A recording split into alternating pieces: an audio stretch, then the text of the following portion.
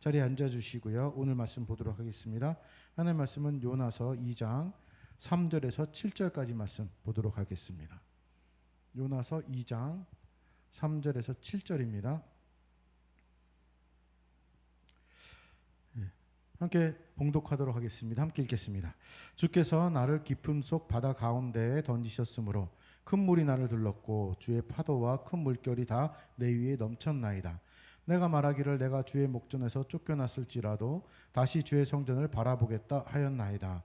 물이 나의 영혼까지 둘러싸우며 깊음이 나를 에워싸고 바다풀이 내 머리를 감쌌나이다. 내가 산의 뿌리까지 내려갔사오며 땅이 그 빗장으로 나를 오래도록 막았사오나 나의 하나님 여호와여 주께서 내 생명을 구덩이에서 건지셨나이다. 내 영혼이 내 속에서 피곤할 때 내가 여호와를 생각하였더니 내 기도가 주께 이르렀사오며 주의 성전에 미쳤나이다. 아멘. 오늘 맥추 감사 주일입니다. 맥추절은 말 그대로 보리를 추수한 다음에 지키는 절기예요.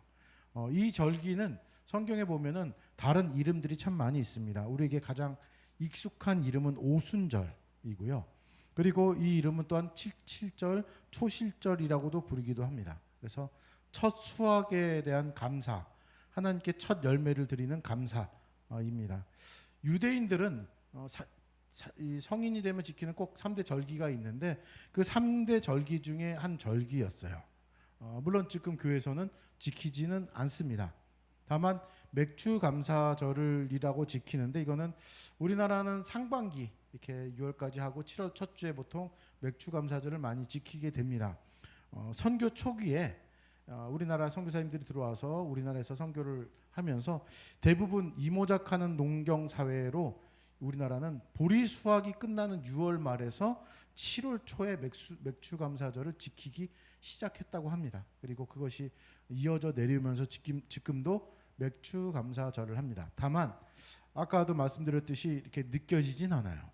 물론 성경의 절기를 지키는 것은 좋지만은 뭐 유대인이 지켰던 3대 절기를 우리가 똑같이 지키는 것도 아니고, 그리고 또한 지금 농경 사회가 아니기 때문에 그것을 느끼기가 힘듭니다. 다만 그 의미는 계속 가야죠. 그래서 하나님께서 나에게 허락하신 물질들, 살아갈 수 있도록 베풀어 주신 은혜들을 감사해야 할 것들은 우리에게 있어야 합니다. 그래서 맥추 감사절에는 뭐 교회에서 뭐 특별한 것들을 이렇게 떡 같은 걸 해서 나눠준다거나 또는 특별히 미리 광고를 해서 감사헌금을 이렇게 한다거나 이런 일들이 있습니다. 그리고 설교하는 입장에서도 맥추 감사절에 대한 설교를 따로 하기도 합니다. 근데 오늘은 절기 설교는 아니고요. 요나서 강의를 했는데 계속 하려고 합니다. 요나서 2장을 지금 살펴보고 있는데 2장이 감사예요.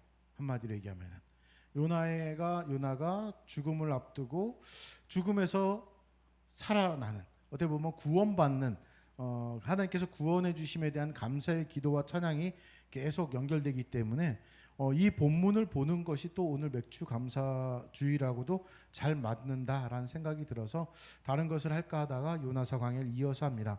오늘 8번째 시간입니다. 요나는 죽음의 문턱에서 하나님의 구원을 경험을 해요. 물고기 뱃속에서 하나님을 찬양하기 시작합니다.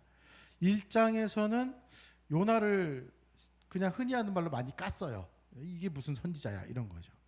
그래서 요나의 가장 극단적인 모습 중에 하나는 기도하지 않는다는 겁니다. 하나님께서 대풍을 내리셨을 때도 이방인 선장과 선원은 급하니까 기도합니다. 각자 자기 신에게. 근데 요나는 기도하지 않아요. 뱀이창에서 자고 있을 뿐만 아니라 이방인 선장한테 혼나죠. 야, 너 여기서 자고 있어? 너 뭐 하는 거야? 네 신에게 기도했는데도 기도했다란 말은 없습니다. 그런데 그렇게 기도하지 않았던 1장의 요나가 2장에서 기도의 말문이 터집니다. 그것도 맥추 감사 주일에 맞게 감사 기도를 하기 시작합니다. 3절입니다. 3절 보려고 하는데요. 한번 비춰주시되, 지난주에도 말씀드렸듯이 요나 또는 유대인들은 구약의 이야기들을 잘 알고 있었어요. 지금처럼 책이 막 보급된 것도 아니고요. 그래서 많이 암송도 했고요. 그래서 시편을 너무나 잘 알고 있었을 것이고 그 구절들을 자신의 고백에 많이 인용하기도 합니다. 그래서 비슷한 구절들을 같이 보여드리려고 합니다. 그래서 3절에 이렇게 나옵니다. 주께서 나를 깊음 속 바다 가운데 던지셨으므로 큰 물이 나를 둘렀고 주의 파도와 하나 더 집어넣는다면은 주의 큰 물결이 다 내 위를 넘쳤나이다. 시편 42편 7절에 있는 구절과 연관됩니다. 조금 그 구절을 상상하면서 자신의 고백을 하지 않았을까라는 생각이 들어요. 3절부터 아니 2장의 전체적으로 우리가 잊지 말아야 할 것은 요나, 이 반항적인 요나, 뭔가 좀 반골의 기질이 있는 요나, 1장에서는 그랬지만 2장에서는 그 내용은 전혀 없습니다. 불평 불만 없어요. 하나님께 대하여 뭔가 어떻게 이럴 수 있습니까? 라는 내용 없습니다. 거부도 없습니다. 선지자직을 포기하고 도망가는 요나가 아닌 이제 나를 구원해 주신 하나님에 대해서 감사하는, 찬양하는, 영광 올려드리는 요나입니다. 3절에서 보면 이런 말씀이 있죠. 주께서 나를 깊은 속 바다 가운데로 던지셨다. 이렇게 나옵니다. 좀 전에 이 말씀을 드린 이유는 이건 원망의 말이 아닙니다. 하나님께서 나를 이렇게 하셨어. 바다 가운데 던지셨어. 이거 억울해, 나빠, 이것이 아니라 이것을 얘기함으로 인하여서 감사의 기도가 이어지게 되어 있는데요. 실제로 여러분 아시겠지만은 요나를 던진 것은 누구죠? 이방인 선장과 선원입니다. 근데 요나는 이렇게 얘기를 해요. 주께서 나를 바다에 던지셨다. 하나님께서 나를 바다에 던지셨다라고 표현합니다. 또 있습니다. 큰 물이 나를 둘렀고 주의 파도와 주의 그 물결이 다 내 위에 넘쳤다. 이렇게 나옵니다. 물결의 원어의 뜻을 보면은 이게 참 재밌어요. 바다를 말아 굴리는 강한 파도. 이거 상상하시면 참 좋겠죠. 바닷물이 이렇게 말잖아요. 이렇게 말리잖아요. 파도가 세게 칠 때 말아 굴리는 강한 파도를 얘기할 때 이 물결이라는 단어를 씁니다. 그리고 조금 전에 제가 없는 단어를 넣었지만은 주의 파도와 주의 큰 물결 이렇게 했는데 주 하나님 이게 강조가 돼요. 원문에서는. 그래서 하나님의 파도, 하나님의 물결이 나를 둘렀고 다 내 위에 넘쳤다. 이렇게 얘기를 합니다. 그러니까 결국 하나님이 나를 던지셨고 하나님의 파도와 하나님의 큰 물결이 나를 감싸고 넘쳤다. 이런 표현입니다. 하나님의 명령으로 파도와 물결이 다 순종하면서 요나를 다 감싸게 됩니다. 그리고 선장과 선원이 던졌지만은 모든 상황이 어떻다라는 건 요나가 알아요. 하나님이 나를 바다에 던지신 거다. 이렇게 표현하고 있어요. 여기서 둘렀다라는 말이 참 재미있는 단어인데요. 큰 물이 나를 둘렀다라고 나오지만 이 원어의 뜻을 살펴보면은 일반적으로 어떤 동작이 어떤 목적의식, 이게 중요합니다. 목적의식을 가지고 강하게 움직이는 것을 말할 때 이 단어를 쓴대요. 그러니까 어떤 동작이 어떤 목적의식을 갖고 있습니다. 이 물이나 파도나 이런 것들이 뭐 목적의식이 있다는 건 웃기지만은 하나님께서 그것을 명하셨기 때문에 이 목적의식을 가지고 움직였다라는 그 의지는 하나님의 의지예요. 하나님께서 어떤 목적을 가지고 그 물들을 명령하신 겁니다. 명령자의 의지, 목적이 분명하다는 것입니다. 그래서 이 구절을 통해서 어떤 것이 느껴져야 하는가? 지금 이 모든 상황, 그러니까 요나를 바다에 던져지게 하고 물이 요나를 두르고 감싸고 그런 모든 상황을 주장하시는 분, 움직이시는 분 하나님이시라는 것을 고백하는 거예요. 하나님의 요나를 바다에 던지게 하셨고 하나님의 파도와 물결이 그를 둘러싸고 넘치게 했다라고 고백하는 겁니다. 다시 말씀드리지만 이건 원망이 아닙니다. 어떻게 들으면 원망 같거든요. 하나님이 나를 바다에 던졌어. 하나님이 물에게 명령해서 나를 막 치게 만들었어. 감쌌어. 나를 덮쳤어. 이런 것으로 원망처럼 들리는데 그게 아니에요. 자신이 당한 고난, 죽음을 목전에 둔 모든 상황이 누구 하신 일이다? 하나님께서 하신 일이다라는 감사의 고백을 합니다. 그것이 원망이 아니라고 자꾸 말씀드리는 것은 이것이 얼마나 큰 의미가 담겨져 있는가 이것을 말씀드리기 위함이에요. 내게 닥쳐온 끔찍한 고난, 고통, 환난 그것들이 나도 모르게 우르르 목적도 없이 순식간에 한 번씩 계속 오는 것이 아니라 하나님의 손 아래 계획됐다라는 것은 놀랄만한 일입니다. 지금 혹시 고난과 고통 속에 있다라면 이 말은 전혀 공감되지 않은 말입니다. 사실 그저 원망밖에 되지 않아요. 내가 당하는 모든 것들이 하나님의 목적과 계획 가운데 있다고? 요나는 물고기 뱃속에서 그 모든 것들을 깨닫고 하나님의 계획이라는 것을 깨닫고 감사하는 노래거든요. 어려운 부분입니다. 저도 뭐 큰 어려움들을 당했는데요. 아직도 뭐 요나처럼 기도가 나오질 않아요. 감사하다라는 것보다는 원망과 불평이 있을 수밖에 없죠. 많은 사람들이 내게 닥쳐온 끔찍한 일들로 악몽을 꾸기도 하고 현실에서도 깜짝깜짝 놀라고 사람들을 거부하기도 하고 멀리하기도 하고 의심의 눈초리를 두기도 합니다. 여러분 중에 그런 사람도 있을 테고 저도 그렇기도 하고요. 아직까지 물고기 뱃속이 아니라 하나님의 뜻이다라는 것을 깨닫기보다는 여전히 물속으로 빠져내려가는 상황 중에 있기 때문에 그럴지도 모릅니다. 하지만 요나는 지금 최악의 상황을 이야기하면서 그 모든 것들이 하나님의 주권 아래서 행해졌다라고 고백을 합니다. 나를 바다에 던진 하나님, 내게 큰 물을 허락하신 하나님, 파도를 허락하신 하나님, 이것을 고백합니다. 원망이 아닌 감사라고 말씀드렸습니다. 이것을 어떻게 우리가 이해할 수 있을까? 자녀와 부모의 관계는 하나님과 우리의 관계를 이해할 수 있는 큰 도움이 되는 그런 관계이기도 합니다. 자녀 입장에서 어떤 어려움이 닥친다. 정말 어쩔 줄 몰라서 어떻게 할지도 몰라요. 그런데 그 어려움을 준 사람이 부모라면은 안심이 될 수 있어요. 상황 보면은. 부모가 그것을 주었을 때 자녀를 죽이고자 함이 아니라 그를 어떤 목적을 갖고 이끌기 위해서 준 거라면은 안심이 되죠. 부모의 목적은 다르거든요. 고통과 고난을 준 목적이 다르기 때문에 그렇습니다.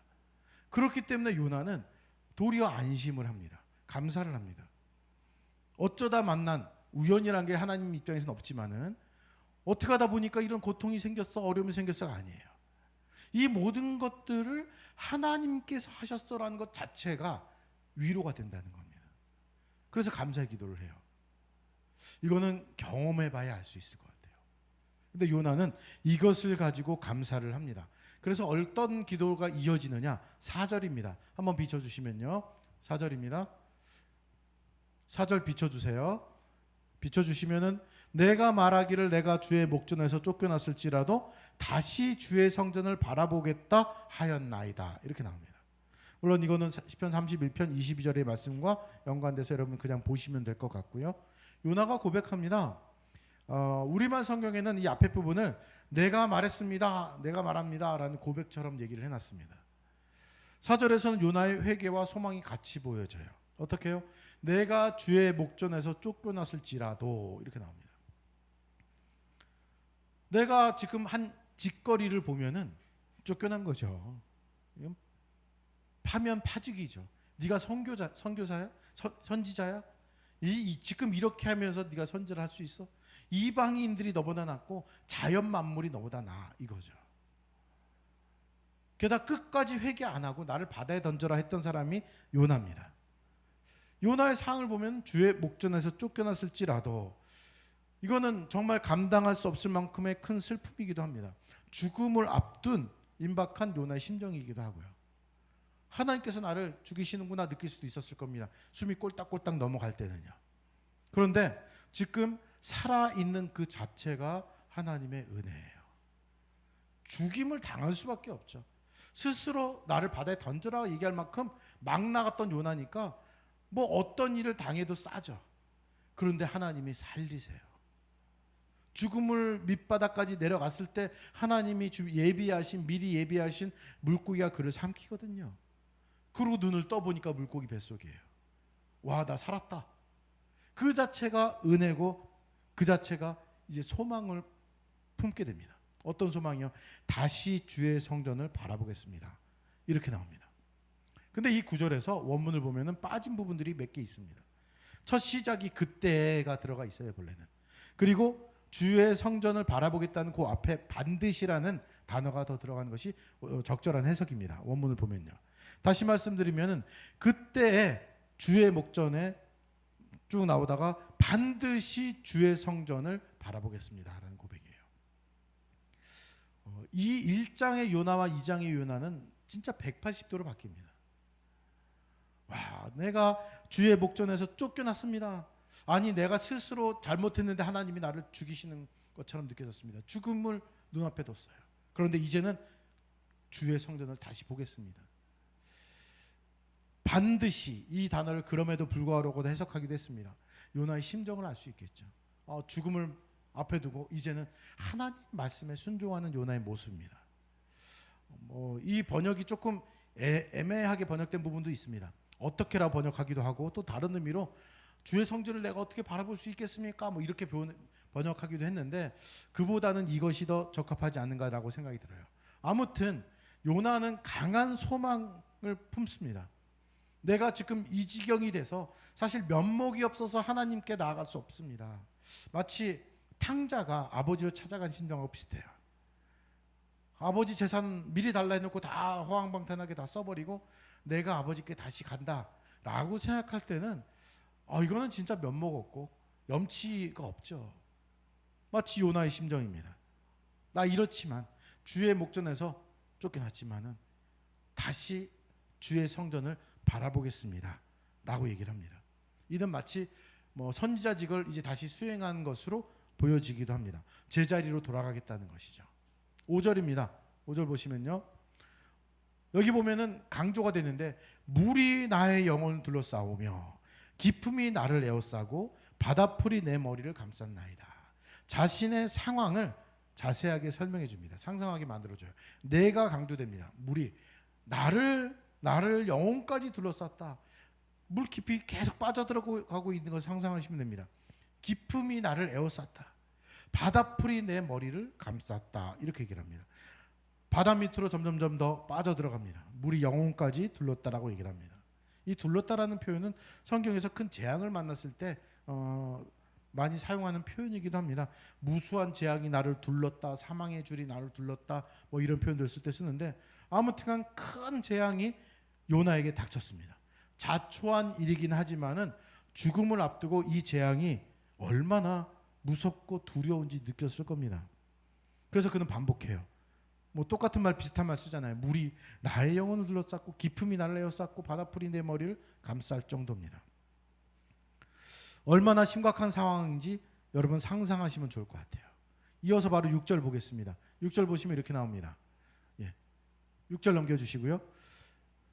내가 산의 뿌리까지 내려갔사오며 땅이 그 빗장으로 나를 오랫도록 막았사오나 나의 하나님 여호와여 주께서 내 생명을 구덩이에서 건지셨나이다. 내가가 또 나오죠. 내가 어떻다고요? 내가 산의 뿌리까지 내려갔다. 산의 뿌리는 바다, 저 밑바닥을 의미하는 겁니다. 물속에도 이렇게 산맥처럼 돼 있잖아요. 그것을 생각하시면 되십니다. 산의 뿌리까지 내려갔다. 땅이 그 빗장으로 오랫도록 막았다라는 말이 좀 어렵게 느껴집니다. 원문을 보면은 빗장은 큰 고난을, 쉽게 말씀드리면 큰 고난을 상징하고요. 막았다라는 것은 분리됐다라는 것을 의미한다 얘기를 해서 산의 뿌리까지 요나가 내려가는 큰 고난을 당해서 그 밑에서 완전히 분리된, 생명과 분리된 죽음을 앞다뜨린 그 의미로 그냥 생각하시면 됩니다. 한마디로 이제 죽었다예요. 지난번에도 말씀드렸지만은 저는 이 숨을 못 쉰다는 게 제일 답답할 것 같아요. 숨을 못 쉬어요. 점점 밑바닥으로 점점 내려갑니다. 올라가야 되는데 몸이 올라가지 않아요. 파도가 내리치면서 점점 밑바닥으로 내려갈 뿐만 아니라 여기 나온 것처럼 산의 뿌리까지 내려갈 정도로 내려가게 됩니다. 한마디로 이제 죽었습니다. 기적이 일어나지 않는 이상 하나님께서 기적을 보여주실까요? 요나가 이 모양으로 했는데 그런 생각이 들어요. 그런데 이 요나가 이런 고백을 하죠. 나의 하나님 여호와, 이렇게 얘기를 합니다. 사실 염치가 없죠.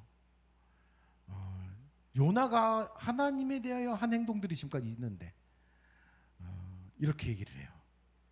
나의 하나님 여호와, 나의 하나님 여호와가 어떻게 했다고요? 나를, 내 생명을 구덩이에서 건지셨다, 이렇게 나옵니다. 이거 신앙 고백입니다. 사실 하나님에 대하여서 우리들이 하나님이 만족하실 만한 행동들을 제대로 하고 있는가? 그렇지 못해요. 그럼에도 불구하고 하나님이 구해주세요. 왜요? 나의 하나님이기 때문에. 이거 참 곰곰이 생각해 보면은 이거 굉장히 은혜되는, 묵상해 보면은 눈물이 날 수밖에 없는 구절입니다. 부모하고 자녀 관계 말씀드렸지만은 부모 입장에서는 정말 나의 자녀들에게 쏟아 부어주고 버줘요. 자녀 입장에서는 정말 부모를 남처럼 여기고 어떻게 보면은 자기 친구나 자기가 좋아하는 사람보다 더 못해 모습을 보이지만은 또 희한하게 어때요? 자녀들이 힘들고 어려울 때 급할 땐 또 부모를 찾죠. 마치 요나 같아요. 여호와 하나님인데 나의 하나님 여호와입니다.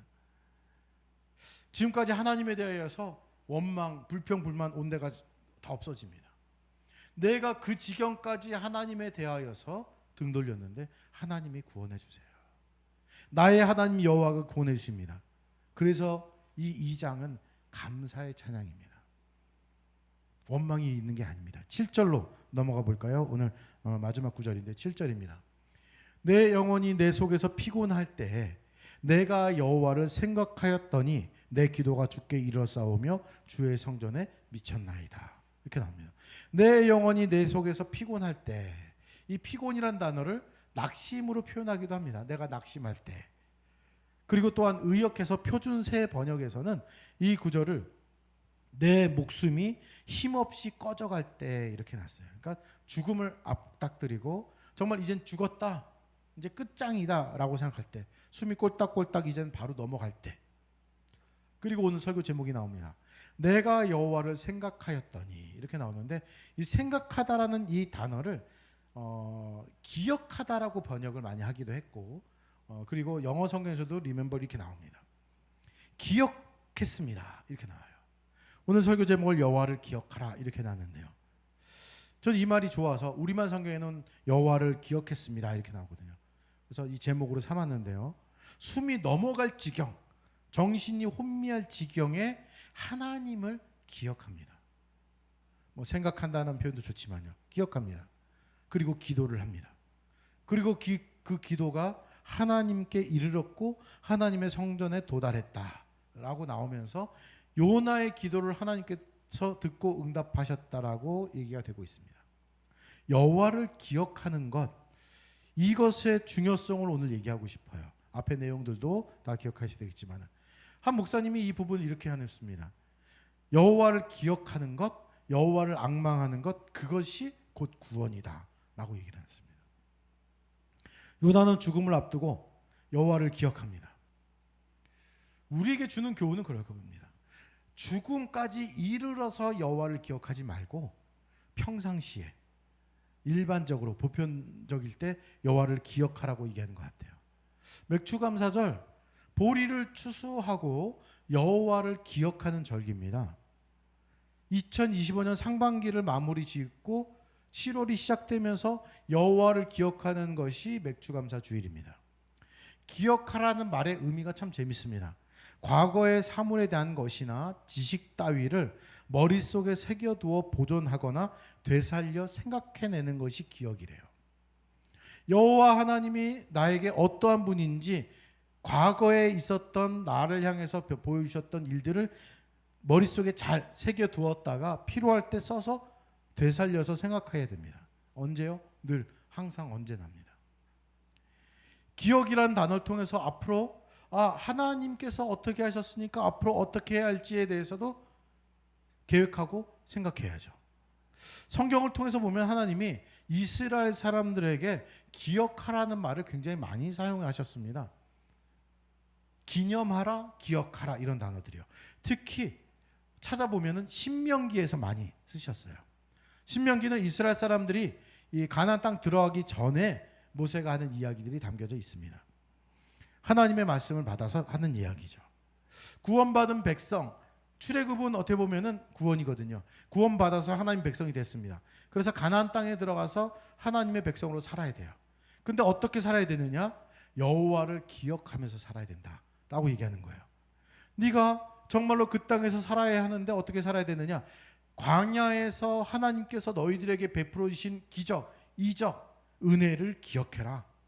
왜요? 그 기억을 가지고 이제 살아가야 되거든요.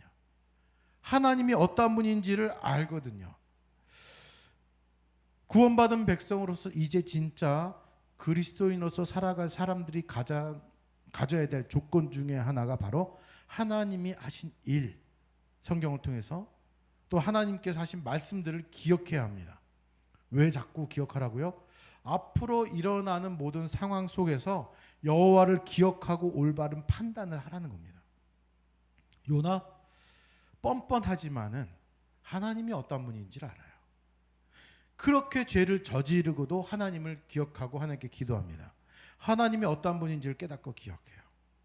저는 사사기에서 하나님이 하신 말씀이 참 우리가 하나님에 대한 이 마음 어떻게 해야 되는가를 생각하게 했다고 생각했는데, 사사기에 보면 그런 말씀이 있거든요. 이 사사기는 반복된 역사라 말씀드린 적이 있습니다. 이스라엘 사람들이 범죄하면 하나님이 치셔요. 그러면 이스라엘 사람들이 기도합니다. 그럼 하나님이 사사를 보내시고 그러면 이스라엘 사람들이 다시 하나님께 돌아와요. 그리고 사사가 죽으면 또 범죄합니다. 이것이 계속 반복이 돼요. 그래서 하향 나선형 구조다 뭐 이런 얘기를 하는데, 이런 반복된 이 이스라엘의 모습을 보면서 하나님이 화가 나셔서 내가 다시는 너희를 구원하지 않겠다라고 말씀하세요. 내가 다시는 너희를 구원하지 않겠다. 니네가 믿는 이방신한테 구해달라고 얘기를 해라. 다시는 구하지 않겠다 말씀하시고 나서 좀 있다가 다시 또 구해 주세요. 그분이 하나님이세요. 물론 그것을 이용해 먹으라는 뜻은 아닙니다. 용서해 주실 게 뻔하니까 또 잘못해도 되겠지 이런 게 아니라, 하나님은 그런 하나님이세요. 그 하나님을 요나도 잘 알고 기억합니다. 그리고 기도합니다. 내가 범죄했을지라도 하나님의 성전을 바라보면서 기도하면 하나님께서 나를 용서해 주시겠다, 그런 말씀들이 있거든요. 그 말씀을 기억했을 것 같아요. 내가 다시 하나님의 성전을 바라보겠습니다. 하나님을 기억합니다.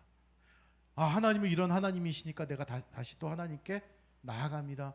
하나님 저를 구원해 주십시오, 이겁니다. 성경을 보면은 대표적인 장들이 있는데, 크게 히브리서 11장을 믿음장이라고 하고요. 사랑장은 고린도서 13장입니다. 사랑은 언제나 오래 참고가 들어가 있는 구절이고요. 부활장 그러면 고린도서 15장입니다. 히브리서 11장 1절을 사람들이 많이 외우는데, 믿음장의 첫 시작이 이렇게 됩니다. 한번 비춰주시면요. 히브리서 11장 1절입니다. 믿음은 바라는 것들의 실상이요 보이지 않는 것들의 증거니. 믿음에 대해서 이상하게 얘기를 해요. 바라는 것들의 실상이다. 이거는 모순된 말입니다. 바라던 것들이라는 것은, 바란 것은 미래입니다. 아직 일어나지 않은 일이에요. 아직 일어나지 않는데 실상이다. 이건 현재입니다. 현재 내가 바라보는 거예요. 바라는 것들, 미래에 일어날 일의 현재를 본다. 이건 타임머신도 아니고 이상한 얘기죠. 보이지 않는 것들의 증거니, 증인은요 봐야 됩니다. 내가 그것을 봤기 때문에 내가 증인이야. 바로 여기 있지, 이게 증거야, 이런 겁니다. 보이지 않으면은 증거라고 내밀 수가 없어요. 이게 증거입니다 할 거면은 그것이 있어야지 증거가 되죠. 그런데 믿음이 그런 거랍니다. 이 믿음이 그런 거다라는 이 말이 굉장히 중요합니다. 이 믿음, 하나님께서 앞으로 일어날 일에 대해서 이렇다라고 얘기하셨을 때 그것이 시간이 지나서 그것이 이루어지지 않는 경우가 없어요. 그러니까 하나님이 말씀하셨다라는 것은 이루어지는 겁니다. 이 미래에 이루어질 것에 대해서 말씀하시면은 하나님은 반드시 이루세요. 지금까지 그래 왔습니다. 사람은 그러지 않을 때가 있죠. 내가 약속하는데 내가 장을 지져, 내가 이러고 안 하면 내가 큰일 나. 하지만 이것을 어길 때들이 있잖아요. 그러면은 내가 나중에 뭘 할 거야 라는 그 말을 100% 신뢰할 수는 없습니다. 근데 하나님은 하세요. 하나님은 지금까지 말씀하신 것이 단 하나도 이루어지지 않는 것이 없으신 분입니다. 말씀하시면은 그건 이루어진 것과 마찬가지라는 거예요. 그렇기 때문에 바라는 것이지만은 하나님께서 말씀하셨다면 그거는 실상을 보는 겁니다. 반드시 이루어지기 때문에 그래요. 그분이 지금까지 그래 왔고 앞으로도 그러실 분이기 때문에 그렇습니다. 그 하나님이 어떠한지 아는 것, 그 하나님을 기억하는 것이 우리들에게 굉장히 중요합니다. 그렇기 때문에 하나님에 대해서 알기 때문에 우리들은 미래에 대하여서도 하나님이 말씀하신 것을 바탕으로, 기준으로 계획을 세워나가고 결심하고 결정해 나갈 수 있습니다. 이것은 좀 어려운 부분이기도 합니다. 하나님 어떤 분이다. 하나님을 기억해라, 기억해라, 기억해라. 이스라엘 사람들이 광야에서 출애굽한 이후에 애굽에서 나와서 40년을 보내는데 장정만 60만 명. 그러니까 20세 이상으로 전쟁에 나갈 수 있는 장정만 60만 명이에요. 빠진 인원이 누구냐? 여자들은 다 빠졌습니다, 숫자적으로. 그리고 어린아이, 나이든 노인들은 다 빠졌어요. 그래서 대충 200만 이상을 봅니다. 그 많은 사람들이 나왔습니다. 물이 없어요. 난리가 납니다. 그 사람들 물 먹으려면 얼마나 많은 사람이 먹어야 되겠어요? 양이. 불평불만을 합니다. 하나님은 그 비쩍 마른 사막에서도 돌을 치니까 물이 솟아날 정도로 물을 나오게 하신 분이에요. 아니, 이 사람들이 음식을 먹으려면 얼마나 많겠어요? 많은 사람들 음식하기 굉장히 힘들거든요. 200만이 넘는 사람들의 음식. 이거 어떻게 해야 되는가? 고민이 되죠, 당연히. 하나님께서 해주신다고 말씀하셔도 고민이 될 것 같아요. 이걸 어떻게 하실까, 하나님이? 근데 하나님은 하늘에서 만나라는 것을 내리셔서 그들을 먹게 하세요. 하나님께는 불가능이 없으시고 하나님이 말씀하시면 그것은 이루어져요. 그분이 하나님이세요. 그 하나님을 기억하는 것이 우리들의 믿음의 시작입니다. 그래서 제가 이 믿음을 말씀드릴 때 그랬어요. 믿음의 그 시작, 그것은 하나님을 아는 것이다 라고 말씀드렸었습니다, 예전에. 하나님을 아는 것, 기억하는 거예요. 하나님 그렇겠구나, 하나님 그렇겠구나. 부모와 자녀의 관계에 있어서도 마찬가지죠. 자녀가 부모가 한 말을 믿을 때는 지금까지 계속 지켜왔다는 것이고 못 믿을 때는 지키지 못했다는 거겠죠. 그런데 하나님은 완벽하게 100%, 요즘 흔히 하는 말로 200% 이상 지키신 분입니다. 그 하나님을 요나는 기억해요. 감사라는 것은 하나님을 기억한 데서 나옵니다. 하나님이 어떤 하나님인지를 기억하기 때문에, 하나님이 어떤 분인지 알기 때문에 하나님이 말씀하신 것을 바라볼 때 실상을 볼 수 있게끔 하시는 것이 바로 하나님을 기억하는 믿음입니다. 하나님을 기억하면 앞으로 어떻게 하실 하나님을 압니다. 그 하나님이 내 삶을 어떻게 이끌어 가실 것을 알아요. 그렇기 때문에 이 믿음이 우리 가운데 있어야 하고, 요나는 이런 표현을 써서 그렇지만은 얍삽하게도 그것을 기억해냅니다. 하나님, 그 하나님은 내가 잘못했음에도 불구하고 하나님의 주의 성전을 향해서 기도하고 하나님께 간구하고 하나님을 바라보고 하나님을 기억해 볼 때 하나님은 나를 다시 받아주신 하나님. 그 기도가 입에서 터졌을 때 하나님은 미리 준비하신 물고기로 요나를 삼키게 하셔서 요나를 구원해 주십니다. 물론 중요한 것은 내가 하나님 편에 서야 된다는 것이고, 하나님의 사람으로 하나님 말씀에 순종하느냐의 문제가 있죠. 그래야지 하나님의 뜻 가운데 이끌어 주시니까요. 미리 말씀드렸지만, 그때 요나에 대해서 말씀드렸지만 요나는 사실 항복합니다. 제가 말씀드렸잖아요. 하나님이 얼마나 철저하신가. 요나는 선지자직을 내팽개치고 포기하고 너 죽어도 못합니다라고 도망갔는데도 붙잡아요. 끝까지. 손을 놓지 않으세요. 끈질기세요. 철저하십니다. 그래서 요나가 결국 항복하는 내용이에요. 항복합니다. 하나님이 어떤 하나님인지를 더 잘 알아가고 있는 과정 속에 있습니다. 오늘 맥주감사 주일입니다. 여러분들 하나님에 대해서 기억하는 오늘 하루 됐으면 좋겠어요. 지금까지 내가 살아오면서 하나님이 날 어떻게 이끌어 오셨는지를 기억하고 그 하나님에 대하여서 감사할 것들을 한번 생각해보고, 적는 거 요즘 싫어하시니까 스마트폰에 한번 몇 개 적어보시고, 그리고 감사를 하나님께 드릴 수 있는 오늘 하루 되었으면 좋겠습니다. 이 시간 함께 잠시 기도한 시간 갖겠습니다. 오늘 설교 제목을 여호와를 기억하라 했는데요, 이 기억하라 굉장히 중요한 말입니다. 하나님을 기억하면서 우리들은 신앙생활을 해나갈 수밖에 없습니다. 믿음이라는 것, 보이지 않지만 실상을 바라볼 수 있게끔 하는 그 힘은 하나님을 기억하고 하나님을 아는 데 있습니다. 오늘 지금 이 순간 고통과 고난 가운데 있는 분도 계시겠지만은 그 가운데 이전에 하나님이 보여주신, 내게 보여주셨던 것들을 기억하면서 앞으로 하나님과 함께할 그런 소망함들이 우리에게 있었으면 좋겠습니다. 말씀을 생각해 보시면서 함께 잠시 기도한 시간 갖겠습니다. 함께 기도하겠습니다.